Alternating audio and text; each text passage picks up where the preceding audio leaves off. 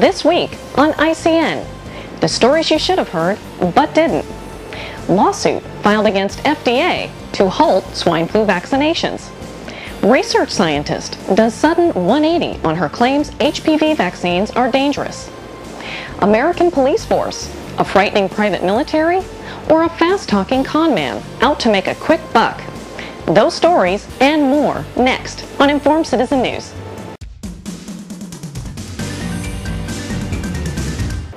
Hello and welcome to ICN, Informed Citizen News, October 11th, 2009.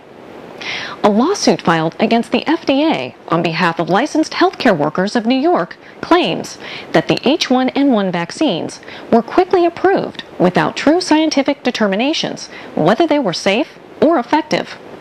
The lawsuit seeks to halt mandatory vaccinations.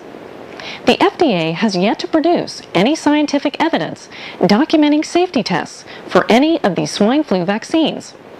There are no published studies, no records of any clinical trials, and no publicly available paper trail demonstrating that any safety testing was completed. Jim Turner, who filed the lawsuit, claims that the FDA is required by law to establish that a vaccine is safe and effective before it can be given to the public.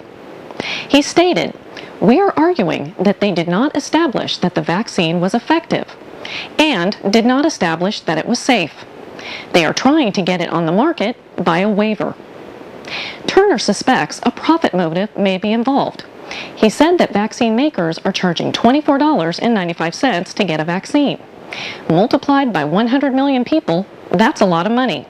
And if it's the whole society, you're talking about billions of dollars. Michael Taylor, a former vice president of public policy and chief lobbyist for Monsanto Company, is the new senior advisor for the U.S. Food and Drug Administration. Who is Michael Taylor? He is the person who oversaw the creation of the Genetically Modified Organism policy, according to Jeffrey Smith, the leading spokesperson on the dangers of GM foods.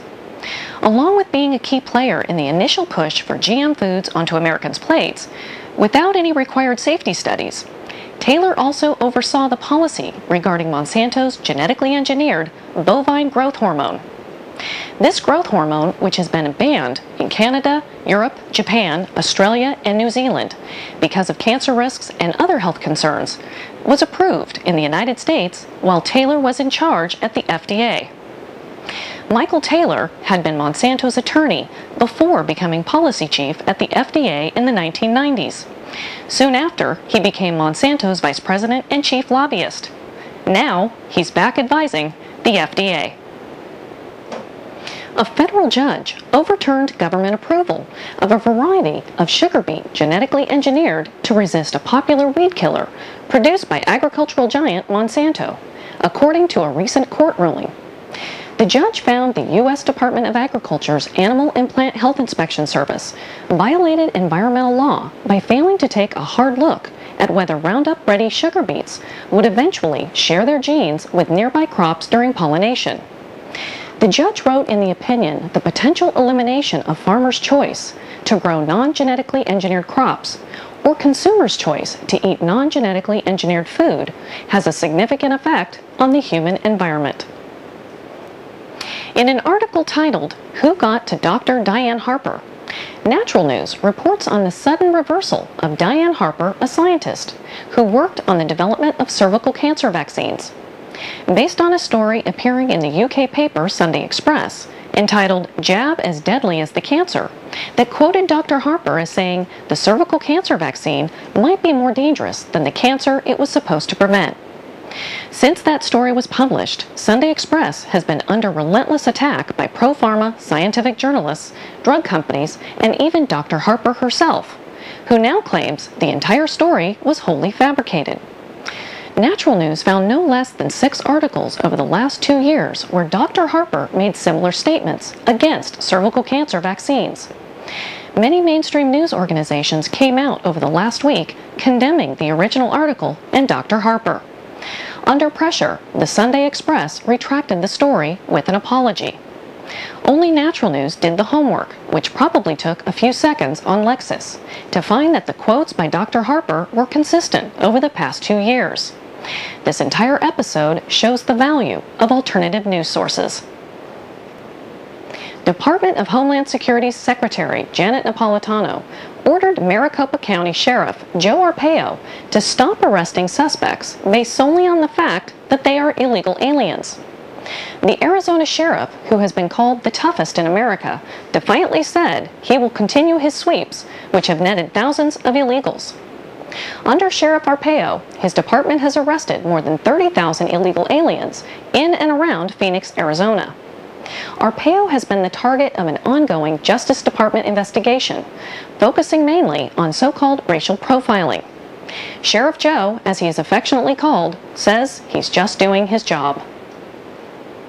Federal Reserve Chairman Bernanke and former Treasury Secretary Paulson misled the public about the financial weakness of early recipients of the government's $700 billion Wall Street bailout, creating unrealistic expectations about the companies and damaging the program's credibility, according to a report by the program's independent watchdog. At the time, Paulson and Bernanke said giving money to what they called healthy banks, in addition to the weaker banks, would help the credit market. As it turned out, their so-called healthy banks weren't all that healthy and needed subsequent bailout money, and they certainly did not lead the thawing of the credit markets. The report reinforces what has become common knowledge, that Washington funneled taxpayer money to Wall Street without much thought toward a long-term solution.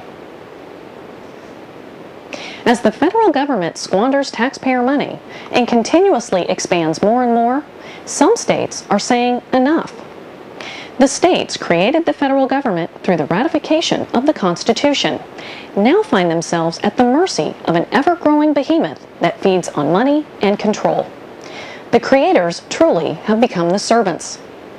More states are taking steps to reclaim constitutional authorities.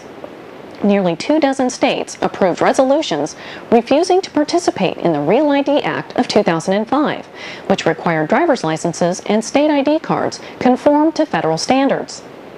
Arizona lawmakers will let voters decide on a proposed state constitutional amendment that would opt the state out of federal health care mandates under consideration in Congress. Montana and Tennessee have enacted legislation declaring that firearms made and kept within those states are beyond the authority of the federal government. 4 other states are considering the same measure. A campaign called Bring the Guard Home is pushing legislation in 23 states that would empower governors to recall state National Guard units from Iraq, on the premise that the federal law authorizing such deployments has expired. The checks and balances our founders built into the Constitution not only include co-equal branches of the federal government, but most importantly, the 10th Amendment, which reads, "The powers not delegated to the United States by the Constitution, nor prohibited by it to the states, are reserved to the states respectively or to the people." We held back reporting on the American Police Force story last week. Something just didn't add up. The American Police Force, or APF, rolled into Hardin, Montana 2 weeks ago after being allowed to rent the unoccupied prison facility. APF grabbed people's attention when their vehicles marked as Hardin Police rolled into town. Hardin, Montana is a town of only 3,300 people and has never had a police force. As more information became available on the leader of APF, it became clear that a confidence man known as Michael Hilton was trying to create a Blackwater-type front company to get big government contracts. Orange County, California has over 17 aliases on record for Michael Hilton, one of which is Michael Meadrag, listed as being involved in a 2007 multi-million-dollar fraud case in Australia. Michael Hilton, an immigrant from Serbia, bounced a $1,000 check at a bed and breakfast last week in Hardin, spent time in prison in California in the 1990s, and has a history of fraudulent dealings with at least $1.1 million in outstanding civil judgments against him. Guess the town of Hardin didn't do a background check. Our liberties are under threat, but not by a 2-bit con man and his so-called American police force.